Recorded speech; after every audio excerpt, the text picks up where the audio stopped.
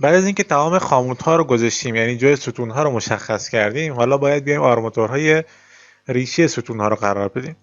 اگر رو نقشه آکسبندی ستون‌ها نگاه کنید، نوع ستون رو نوشته، مثلا نوشته ستون CS3. شما میرید تو قسمت نقشه ستون‌ها و نوع ستون‌ها رو نگاه میکنید. اینجا نوع ستون‌ها رو نوشته، مثلا اینجا نوع C4، نوع C5 و نوع C6. یا تو نقشه بعدیش به همین صورت این نوع ستون‌ها رو نوشته. مثلا این نوع ستون CS3. توی ستون C3 قسمت ریشه ستون‌ها، یعنی این قسمتی که الان اینجا مشخص کرده، این میشه ریشه ستون‌ها که ما الان توی فنداسیون قرارش میدیم و بعد آرماتور اصلی ستون میاد اوورلپ میشه به این میلگرد ریشه ستون. ریشه ستون‌ها تعدادشون رو شما اینجا نگاه میکنید، نوشته مقطع 40/60 18 تا فی 20. پس ما 18 تا میلیگرد با قطر 20 باید اینجا به عنوان ریشه ستون قرار بدیم. اینجا هم باز به اون مشخص کرد، گفتیم 18 تا فی 20 با طول 1.90. نوشته 1 متر میاد بالا، یعنی روی فنداسیون 25 سانت خمشه و حدود 65 سانت، یعنی منهای این کاوره، میاد داخل فنداسیون. جمعا اینا میشه 1.90. منتها موضوعی که باید دقت کنیم اینجا، اگه بیایم تو توضیحاتش ببینیم، بذار بهتون نشون میدم توضیحاتو. اینجا نوشته در هر مقطع حداکثر 50% میلیگردها جهت وصله قطع میگردن. منظورش چیه؟ منظورش اینه که اگه ما اینجا یه مقطعی بزنیم اینجا، ما نمیتونه همه میلیگردها اینجا وصله بخوره، یعنی توی یه مقطع باید بالا پایین، یعنی 50% مثلا اینجا قطع بشن، 50% برن بالاتر قطع شن. پس این عددی که اینجا نوشته 1.90 ما طبق این بارش نمیدیم، چون اگه طبق این بارش بدیم تمام قطع میلیگردها میشه همینجا. پس ما باید به دو مدل بارش بدیم، یعنی یک سریشون کوتاه‌تر، یک سریشون بلندتر از این 18 تا. 9 تاشون رو ما میایم با اندازه 3 متری بارش میدیم که توی شاخه 12 متری میلگرد 4 تا بهمون میده، این برای که پرت نشه. میایم یک سریشون رو با اندازه 2.40 بارش میدیم که توی شاخه 12 متری بهمون 5 تا میده. پس ما 9 تاشو، یعنی نصفشو، با طول 2.40 بارش میدیم و نصفشو با طول 3 متری بارش میدیم. خمشون هم که همون 12 برابر قطر میلگرد میشه به عنوان خم آرماتور. حالا با توجه به این آکسبندی ستون ها، تمام ستون ها رو نگاه میکنیم، تعدادشون رو، تعداد میلیگرد ها، نوع میلیگرد ها، اینا رو بارش میزنیم، خم میزنیم و آماده میکنیم برای جایگذاریشون. حالا با توجه به همون نقشه آکسبندی ستون ها، تعداد میلیگرد ها رو که بارش دادیم، همشون رو میایم قرار میدیم کنار خاموت خودشون که باید جایگذاری کنیم. این آرماتورها یک سرخم ریشه ستون هستند که با توجه به نقشه ابعاد 2.40 و 3 متری بارش داده شدن.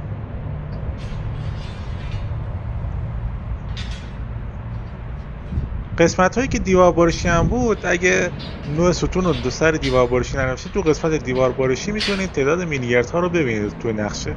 حالا جلوتر اون هم بهتون نشون میدم.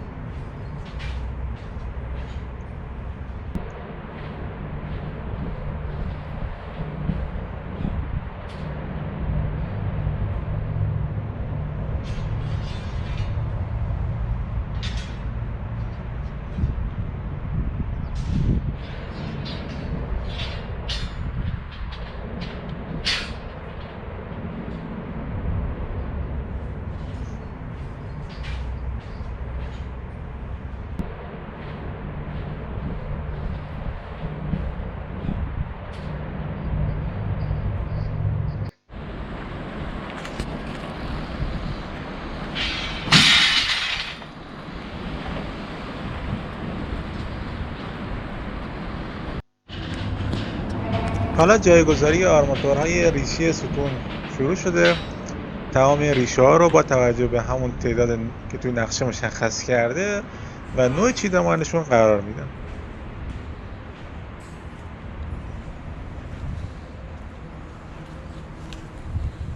توی تصویر نحوه جایگذاریش، نحوهی که خما به کدوم جهت باشن هم میبینید.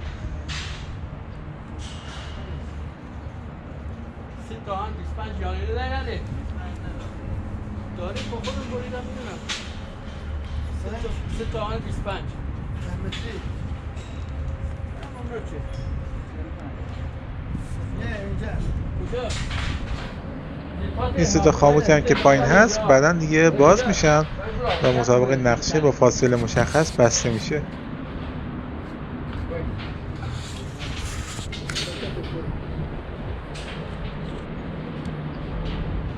آرماتورهای اصلی هم تو دو اندازه باره شده شدن، سیمتری که اینا هستن بلندتره و این کوتاه که 240. البته اینجا میلگر اوورلپ نمیشن مال ستون، جوش سر به سر میشه روی اینا یا همون جوش فورجین.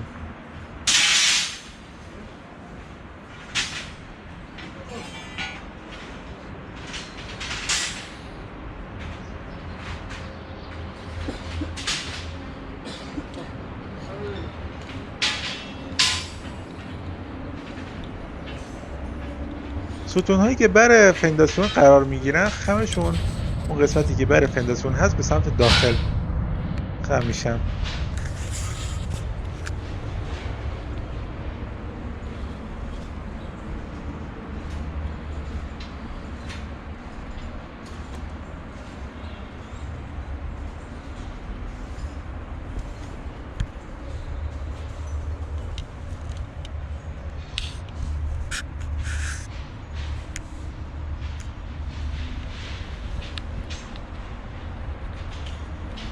این خاموت هم به صورت موقت اینجا بسته میشه که این آرماتورها رو نگه کنه و چیدمانشون به هم نریزه.